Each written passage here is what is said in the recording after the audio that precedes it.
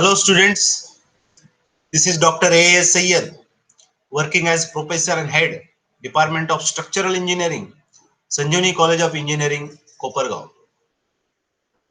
हा व्हिडिओ मी 12वीच्या अशा विद्यार्थ्यांकरता बनवतोय ज्यांना 12वी नंतर सीईटी एक्झाम नंतर कन्फ्युजन होतं की इंजिनिअरिंग मध्ये जर करिअर करायचं असेल तर कोणत्या ब्रांच मध्ये करिअर करावं, फ्युचरच्या दृष्टीने कोणती ब्रँच चांगली आहे, कोणत्या ब्रांच नंतर तुम्हाला चांगला जॉब भेटेल, चांगली सॅलरी भेटेल, आणि समजा जर एखाद्याला स्वतःचा बिझनेस टाकायचा असेल तर कोणती ब्रँच चांगली आहे. पालकांना सुद्धा याबद्दल भरपूर कन्फ्युजन असतं की आपल्या मुलाकरता किंवा मुलीकरता कोणती इंजिनिअरिंगची ब्रँच चांगली आहे. तर या सगळ्या प्रश्नाचे उत्तर मी तुम्हाला या व्हिडिओमध्ये देणार आहे. हा व्हिडिओ मी एका पर्टिक्युलर ब्रांच करता बनवतोय, स्ट्रक्चरल इंजिनिअरिंग, पण तुम्हाला बाकी ब्रांच बद्दल सुद्धा इन्फॉर्मेशन मिळेल. इंजिनिअरिंग मध्ये भरपूर ब्रांचेस आहेत. जसे कोर ब्रांचेस, सगळ्यात अगोदर जेव्हा इंजिनिअरिंग चालू झाली इंजिनिअरिंगची पहिली ब्रांच होती सिव्हिल इंजिनिअरिंग, आणि त्याच्यानंतर चालू झाली mechanical engineering. Civil and mechanical engineering हे सगळ्यात कोर ब्रांचेस आहेत इंजिनिअरिंगच्या.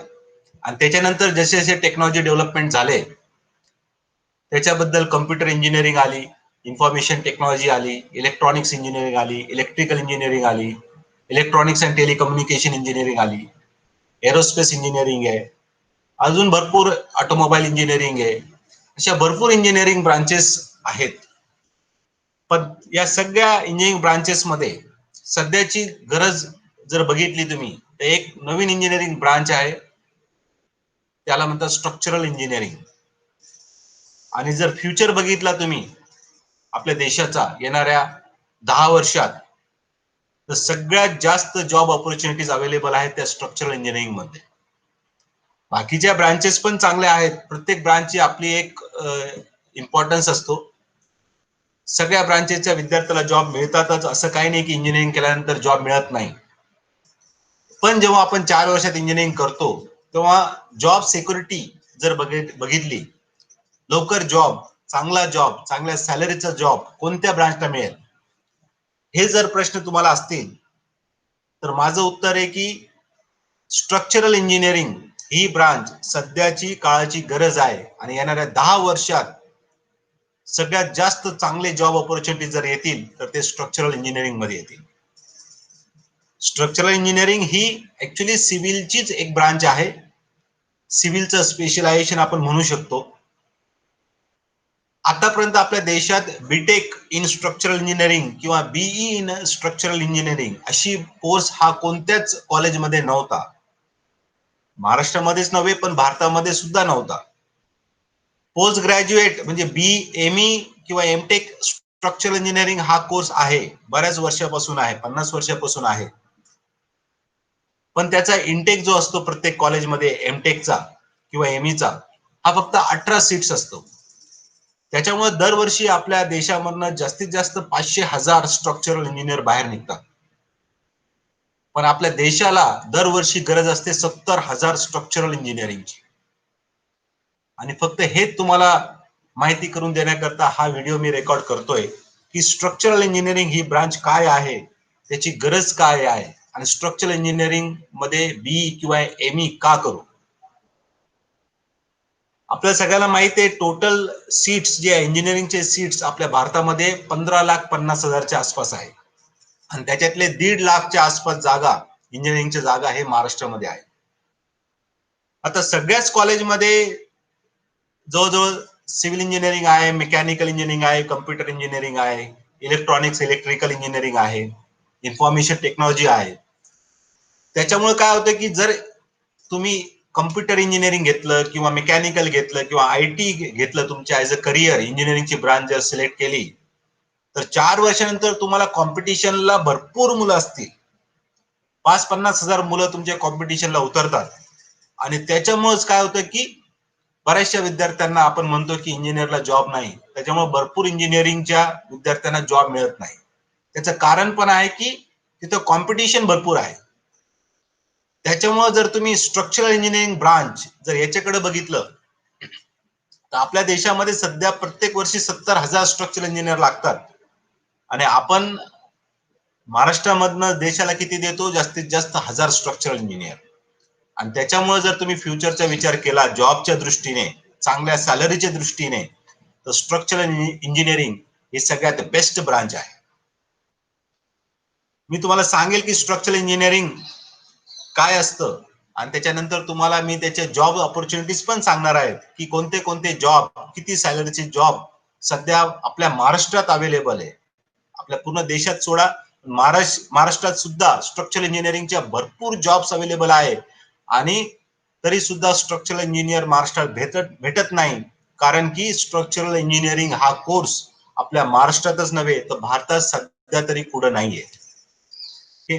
तर स्ट्रक्चरल इंजिनिअरिंग म्हणजे काय? आपल्याला माहिती आहे की कोणतंही कन्स्ट्रक्शन प्रोजेक्ट निघालं, ते कन्स्ट्रक्शन कसलंही असो, बिल्डिंगचं असो, ब्रिजेसचं असो, रेल्वेचं असो, रोडचं असो, डॅमचं असो, कोणतंही कन्स्ट्रक्शन प्रोजेक्ट मध्ये 3 प्रकारच्या लोकांचा इम्पॉर्टंट रोल असतो.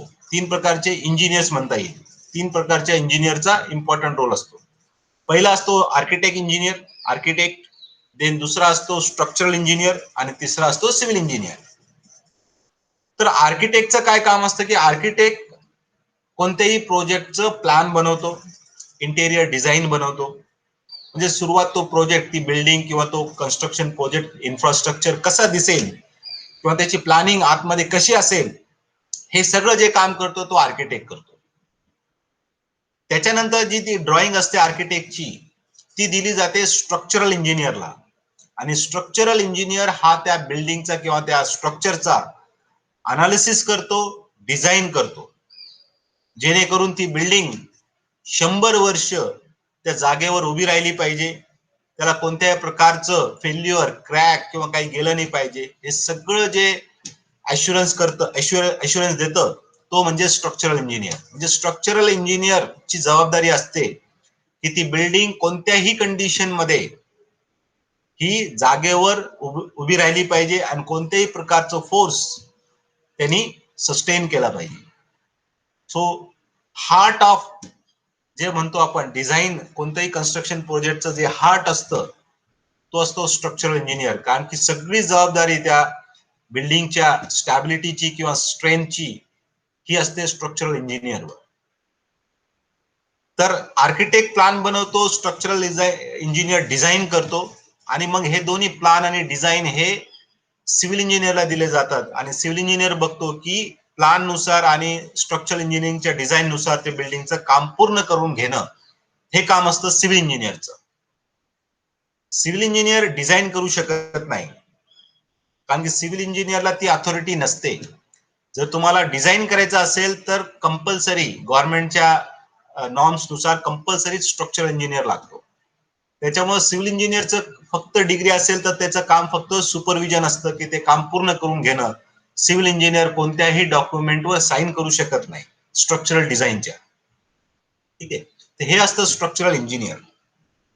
नाव आता स्ट्रक्चरल इंजिनियरचे कोणते कोणते प्रोजेक्ट किंवा कोणत्या कोणत्या ठिकाणी स्ट्रक्चरल इंजिनियर काम करू शकतो.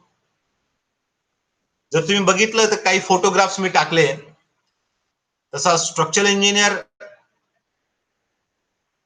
इंजिनिअरिंग ही ब्रांच सिव्हिल इंजिनिअरिंगची असल्यामुळं लोकांना असं वाटतं की स्ट्रक्चरल इंजिनियर फक्त सिव्हिल इंजिनिअरिंगचेच प्रोजेक्ट करतो, असं नाहीये. स्ट्रक्चरल इंजिनियर सिव्हिल इंजिनिअरिंगच्या बिल्डिंग्स, मोठमोठ्या बिल्डिंग स्ट्रक्चर्स डिझाईन करतो. त्याच्याबरोबर ब्रिजेस जे असतात ते सुद्धा स्ट्रक्चरल इंजिनियरच डिझाईन करतात. फ्लायओव्हर्स, जसं तुम्ही बघितलं असेल मेट्रो सिटीज मध्ये सध्या फ्लायओव्हरचं खूप कन्स्ट्रक्शन चालू आहे. आपल्या पुण्यामध्ये, मुंबईमध्ये, बँगलोरमध्ये, चेन्नईमध्ये, कलकत्ता, तामिळनाडू, वेगवेगळ्या स्टेटमध्ये, गुजरातमध्ये, दिल्लीमध्ये भरपूर फ्लायओव्हरचे आणि ब्रिजेसचे काम चालू आहे. आणि या सगळ्या कामामध्ये त्या कंपन्याला स्ट्रक्चरल इंजिनियर भेटत नाही, सध्या तरी भेटत नाही, कारण की स्ट्रक्चरल इंजिनियर खूप कमी आहेत आपल्या देशामध्ये. त्याच्यानंतर रोड, हायवे कन्स्ट्रक्शन सुद्धा खूप जोरात चालू आहे आपल्या देशामध्ये, त्याच्याकरता सुद्धा स्ट्रक्चर इंजिनियर लागतात.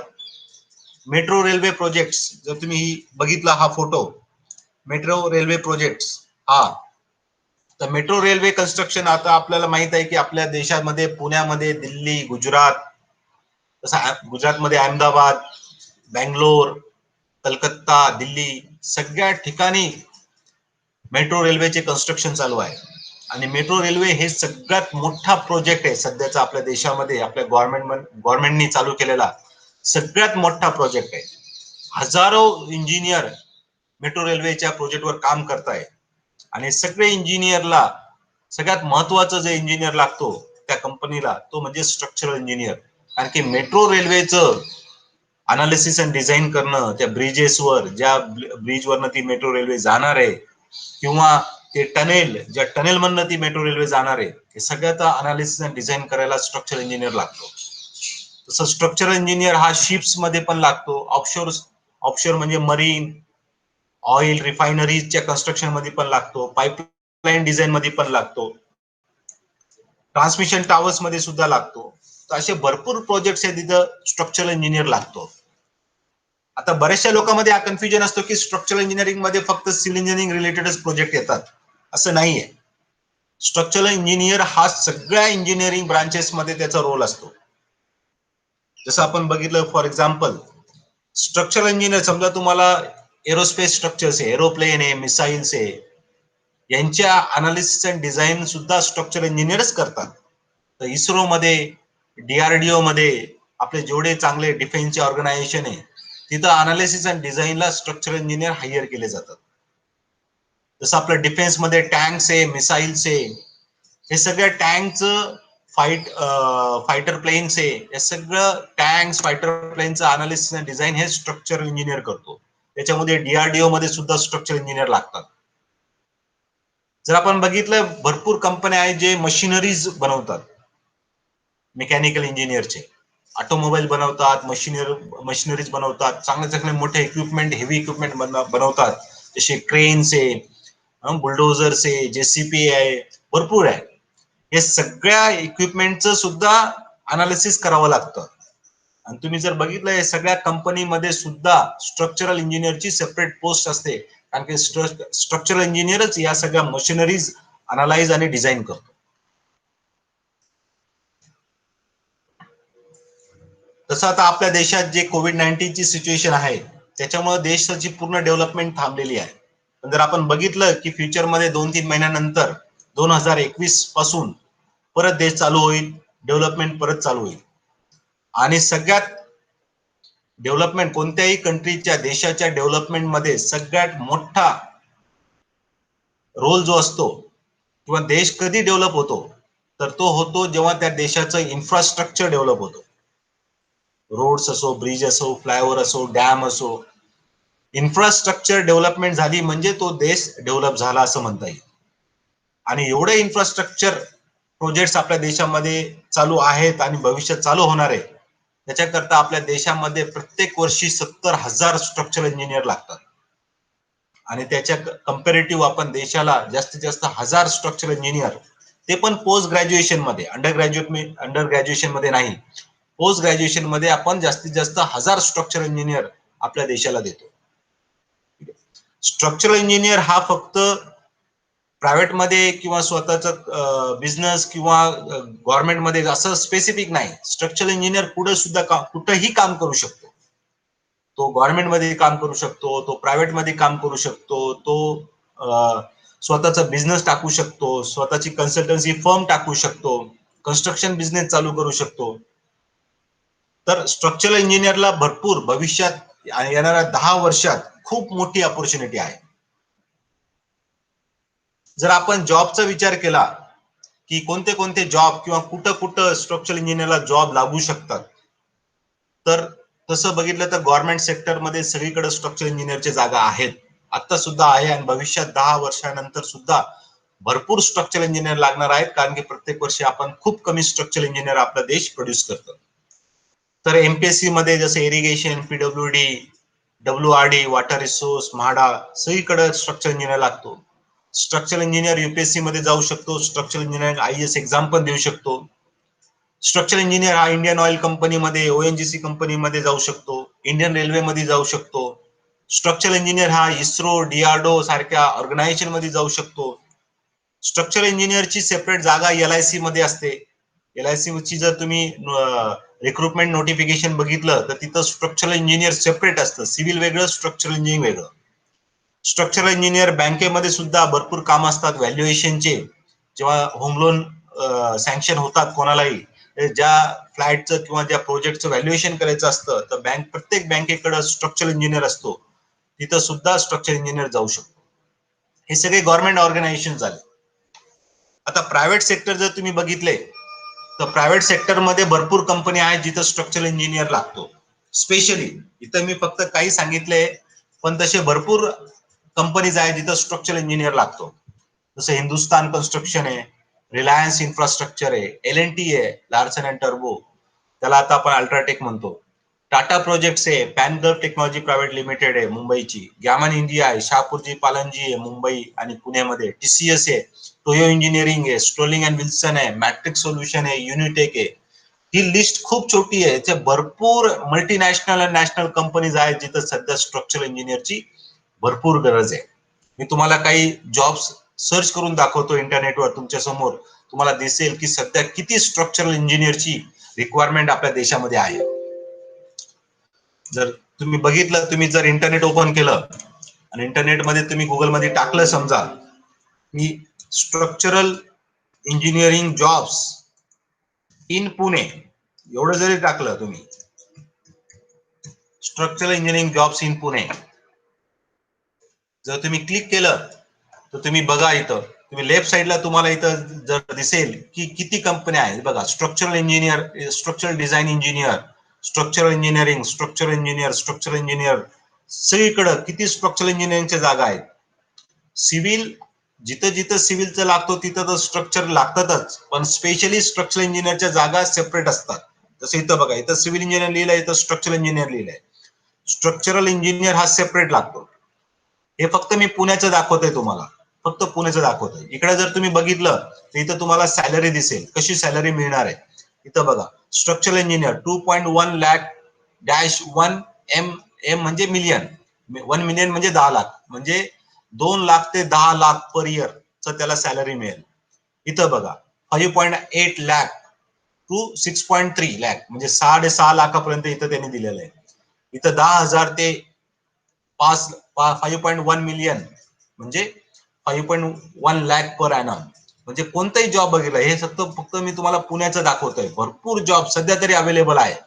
तसंच जर मी हे चेंज केलं, याला मुंबई केलं, structural engineering jobs in Mumbai, तर मुंबईमध्ये तुम्ही बघा किती जॉब्स असतील स्ट्रक्चरल इंजिनियरचा. हे सगळे मुंबईचे जॉब्स आहेत. Structural design engineer, structural designing, bridge structural engineer, civil structural engineer, design engineer, structural designers, senior design engineer structure, सगळीकडे तुम्ही सध्या कुठेही जर नेटवर टाकलं, कोणतीही सिटी टाकली, आता मुंबई ऐवजी समजा तुम्ही बँगलोर टाकलं, बँगलोर जर टाकलं तर बँगलोर मध्ये सुद्धा हजारो जॉब सध्या अवेलेबल आहे. आणि जॉब तुम्ही बघितले सुद्धा इथं बघा, 11 लाख ते 13 लाख, 10,000 ते 5 लाख, 2 लाख ते 14 लाख, भरपूर. जेवढी सॅलरी तुम्हाला जास्तीत जास्त सॅलरी मिळेल तेवढी सॅलरी तुम्ही याच्यात घेऊ शकता. कोणत्याही, मी फक्त तुम्हाला इंडियाचं सांगतोय. स्ट्रक्चरल इंजिनियर जर तुम्ही फॉरेनचा विचार केला तर फॉरेन मध्ये सुद्धा स्ट्रक्चरल इंजिनियरला खूप रिक्वायरमेंट आहे. इंडियामधनं गेलेले फॉरेन मध्ये स्ट्रक्चर इंजिनियर आज त्या देशाचे टॉप मोस्ट मिलेनियर झालेले आहेत. तुम्हाला एक नाव सांगतो, अशरफ हबीबुल्ला म्हणून एक पाकिस्तानी स्ट्रक्चरल इंजिनियर आहे. तो 23 वर्षापूर्वी न्यूयॉर्क मध्ये गेला होता. आज तो न्यूयॉर्कचा सगळ्यात मोठा स्ट्रक्चरल इंजिनियर आहे. आणि त्यांनी बांधलेले बिल्डिंग्स म्हणजे बुर्ज खलिफा, वर्ल्ड ट्रेड सेंटर, मलेशियाचे ट्विन टावर्स, हे सगळे त्याचे डिझाईन केलेले स्ट्रक्चर्स आहेत. आज तो Ashraf Habibullah structural engineer New York देशातला सगळ्यात श्रीमंत स्ट्रक्चरल इंजिनियर आहे. तर स्ट्रक्चरल इंजिनिअरिंग तुम्ही कुठेही जर टाकलं नेटवर की स्ट्रक्चरल इंजिनिअरिंगला कोणते कोणते जॉब्स आहे, तुम्ही बघा हजारो जॉब सध्या तुम्हाला दिसतील. प्रत्येकाची salary 13 lakh 15 lakh per annum पर्यंत दिसेल. 15 लाख म्हणजे जवळजवळ 1.25 लाख महिना, एवढं स्कोप स्ट्रक्चर इंजिनियरला सध्या आहे. तर हे सगळ्या कंपनीज तर मी तुम्हाला सांगितल्याच, पण याच्या व्यतिरिक्त खूप कंपनी आहे जे स्ट्रक्चर इंजिनियरला खूप चांगल्या चांगल्या सॅलरी किंवा जॉब देतात. आणि सगळ्यात मोठा अजून एक फायदा असा आहे स्ट्रक्चर इंजिनियरचा की स्ट्रक्चरल इंजिनिअरिंग ही एकमेव अशी ब्रांच आहे की जिथं तुम्ही स्वतःच खूप मोठं बिझनेस टाकू शकता. ऍज अ एंटरप्रेनर तुम्ही काम करू शकता. कारण की स्ट्रक्चरल इंजिनिअरचं काम असतं कोणतेही स्ट्रक्चर डिझाईन करणं. डिझाईन करण्याकरता त्याला सॉफ्टवेअर लागतात. कॉम्प्युटर आणि सॉफ्टवेअर यूज करून तो डिझाईन करतो. तर त्याला एका रूम मध्ये सुद्धा स्वतःचं कन्सल्टंट ऑफिस उघडता येतं. पण जेव्हा नंबर ऑफ प्रोजेक्ट त्याच्याकडे वाढतात, त्याला नंबर ऑफ एम्प्लॉई तो हायर करू शकतो, लोकांना कामावर ठेवू शकतो. असं करता करता तो सगळ्यात मोठं बिझनेस ऑपॉर्च्युनिटी जी असते एंटरप्रेनर होण्याची, ती फक्त स्ट्रक्चरल इंजिनिअरला असते. हे सगळ्या जॉब ऑपॉर्च्युनिटीज अवेलेबल आहेत स्ट्रक्चरल इंजिनिअरिंग मध्ये. आणि भविष्यात आज सुद्धा इंटरनेटवर जर तुम्ही बघितलं, जसं मी दाखवलं तुम्हाला आता सर्च करून, स्ट्रक्चरल इंजिनिअरिंग आज सुद्धा तुम्ही ऍप्लिकेशन केलं तर हजारो जागी तुम्हाला वॅकन्सीज सापडतील. हे सगळं स्ट्रक्चरल इंजिनिअरिंगचे इम्पॉर्टन्स आहे. आता हे सगळे इम्पॉर्टन्स जेव्हा आम्ही स्टडी केले, किंवा आमचे मॅनेजमेंट ऑनरेबल श्री अमित दादा कोल्हे जेव्हा रशियाला गेले, जर्मनीला गेले, तेव्हा तिथं पण त्यांनी बघितलं की एवढी रिक्वायरमेंट आहे स्ट्रक्चरल इंजिनिअरची. आणि ते मागच्या वर्षी जर्मनी रशियाला जाऊन आले, आणि तिथं बघितल्यानंतर त्यांनी माझ्याशी किंवा प्राचार्याशी डिस्कस केलं आणि सांगितलं की मी जर्मनीला गेल्यानंतर सगळीकडं दुसरे इंजिनिअर, सिव्हिल इंजिनिअरिंग ऐवजी सगळीकडे स्ट्रक्चरल इंजिनिअरिंगच विचारत होते. तर स्ट्रक्चरल इंजिनिअरिंग ही ब्रँच आपण का चालू करू नये. आणि हे सगळं बघून संजीवनी कॉलेज ऑफ इंजिनिअरिंग कोपरगावनी स्ट्रक्चरल इंजिनिअरिंग ही ब्रांच आपल्या कोपरगाव मध्ये आणलेली आहे. तर आपल्याला सगळ्यांना माहिती आहे संजीवनी कॉलेज ऑफ इंजिनिअरिंग हे अहमदनगर डिस्ट्रिक्ट मधलं महाराष्ट्रातलं सगळ्यात नामवंत कॉलेज आहे. जे ओळखलं जातं त्याच्या अकॅडमीज करता, शिक्षण त्याच्या एज्युकेशन करता, प्लेसमेंट करता. संजीवनी कॉलेज ऑफ इंजिनिअरिंग हे नाव जर तुम्ही पुणे विद्यापीठावर विचारलं कोणालाही, तर कोणीही सांगेल की हे सगळ्यात बेस्ट कॉलेज आहे, जिथं चांगलं शिक्षण, अकॅडमिक एज्युकेशन आणि प्लेसमेंट भेटते. जिथं 175 पैकी 50 डॉक्टर काम करतात. पीएचडी क्वालिफाईड फॅकल्टी 50 आहे संजीवनीमध्ये, जे पूर्ण पुणे युनिव्हर्सिटीमध्ये सगळ्यात जास्त नंबर आहे. 2019 पासून संजीवनी कॉलेज ऑफ इंजिनिअरिंग कोपरगावला ऑटोनॉमसचं स्टेटस मिळालेलं आहे. ऑटोनॉमस म्हणजे आता संजीवनी कॉलेज स्वतःच कोर्स डेव्हलप करेल, स्वतः करिक्युलम डेव्हलप करेल, आणि इंडस्ट्रीची, नॅशनल इंटरनॅशनल इंडस्ट्रीची जी रिक्वायरमेंट आहे त्याच्यानुसार मुलांना ट्रेनिंग देईल, सॉफ्टवेअर शिकवेल, सिलेबस बनवेल, जेणेकरून मुलांना 4 वर्षानंतर प्लेसमेंट मध्ये काहीही प्रॉब्लेम येणार नाही. हे सगळे ऑटोनॉमसचे फायदे आहेत. ऑटोनॉमस म्हणजे फक्त कॉलेज एक्झाम घेतं असं नाही. ऑटोनॉमस म्हणजे कॉलेज पाहिजे ते सिलेबस शिकू शकतो. कॉलेज इंडस्ट्रीला व्हिजिट केल्यानंतर इंडस्ट्रीला काय लागतं ते बघून यायचं, आणि कॉलेजमध्ये ते इम्प्लिमेंट करायचं करिक्युलम मध्ये. त्याच्यानुसार मुलांना ट्रेनिंग द्यायची, जेणेकरून जेव्हा मुलं 4 वर्षानंतर इंजिनिअरिंग करून बाहेर निघतील, ते रेडी असतील कोणत्याही कंपनीमध्ये जॉब करण्याकरता. जरी कॉलेज ऑटोनॉमस झालेला आहे, संजीवनी कॉलेज ऑफ इंजिनिअरिंग जरी ऑटोनॉमस झालेला आहे, तरी त्याचा तो युनिव्हर्सिटी ऑफ पुणेला ऍफिलिएटेड आहे, सावित्रीबाई फुले पुणे युनिव्हर्सिटीलाच ऍफिलिएटेड आहे. त्याच्यामुळे 4 वर्षानंतर जी डिग्री मुलांना मिळणार आहे ते सावित्रीबाई फुले पुणे युनिव्हर्सिटीचीच मिळणार आहे. हे कॉलेजचा प्रत्येक कोर्स, इथं 7 ब्रांचेस आहे, पण प्रत्येक ब्रांच ही नॅशनल बोर्ड ऑफ अक्रेडिटेशननी व्हिजिट करून व्हेरीफाय करून अक्रेडिटेट केलेली आहे. कॉलेजमध्ये वायफाय आहे, मेडिकल केअर आहे, क्वालिफाईड मेडिकल ऑफिसर आहे, मोठमोठ्या लॅबोरेटरीज आहे, रिडिंग हॉल आहे, 500 मुलांना बसण्याच्या कॅपॅसिटीचं रिडिंग हॉल आहे, सेपरेट हॉस्टेल आहे, गर्ल्स करता बॉईज करता, मोठं जिमखाना आहे, सगळ्यात मोठी लायब्ररी आहे युनिव्हर्सिटीची, सगळ्यात फेमस लायब्ररी आहे संजीवनीमध्ये. ट्रेनिंग अँड प्लेसमेंटचं सेपरेट ऑफिस आहे, जिथं 11 फॅकल्टी काम करतात प्लेसमेंट करता, आणि प्रत्येक ब्रांच करता प्लेसमेंट करतात. ते वेगवेगळे ट्रेनिंग कोर्सेस घेतात, कंपन्या आणतात. भरपूर कंपन्या मागच्या 5 वर्षात संजीवनी कॉलेजला व्हिजिट करून गेल्या. हजारो मुलं त्यांनी रिक्रुटमेंट केली. जशी विप्रो आहे, टीसीएस आहे, गॅमन इंडिया आहे, अजून स्टर्लिंग विल्सन आहे, टोयो इंजिनिअरिंग आहे. भरपूर कंपन्याज आहेत जे आतापर्यंत कॉलेजमध्ये आल्या आहे, आणि त्यांनी हजारो विद्यार्थी या कॉलेजचे घेतलेले. तर हे सगळं जरी अजून अजून संजीवनी कॉलेज ऑफ इंजिनिअरिंगचे जर बघितलं तुम्ही इंटरनॅशनल कोलॅबरेशन्स, तर युनिव्हर्सिटी ऑफ लेथब्रिज कॅनडा, तर पोझनान university Poland, Schenker university Israel, अशा युनिव्हर्सिटीची कोलॅबरेशन केलेले आहे, म्हणजे एमओयूज केलेले आहे. त्याच्यामध्ये आपण फॅकल्टी स्टुडंट एक्सचेंज प्रोग्राम घेतो. इथले विद्यार्थी काही 10-12 विद्यार्थी दरवर्षी तिथं जातात या युनिव्हर्सिटीमध्ये. तिथं 3 महिने राहून तिथलं शिक्षण घेतात, किंवा तिथले विद्यार्थी इथं येऊन शिक्षण घेतात. इथले टीचर्स तिथं जातात, किंवा तिथले टीचर्स इथे येतात. हा फॅकल्टी स्टुडंट एक्सचेंज प्रोग्राम सुद्धा संजीवनीमध्ये मागच्या 5 वर्षामध्ये राबवला जातोय. हे सगळे संजीवनी कॉलेज ऑफ इंजिनिअरिंगचे फीचर्स आहेत. आता जर आपण विचार केला की स्ट्रक्चरल इंजिनिअरिंग कोर्स जो संजीवनी कॉलेजनी इंट्रोड्यूस केलेला आहे, त्याच्यामध्ये असं काय आहे की जेणेकरून मुलांनी त्याच्यामध्ये ऍडमिशन घ्यावं. तर पहिली गोष्ट तर या कोर्समध्ये highly qualified and experience faculty आहेत. त्याच्यानंतर लॅबोरेटरीज आहेत.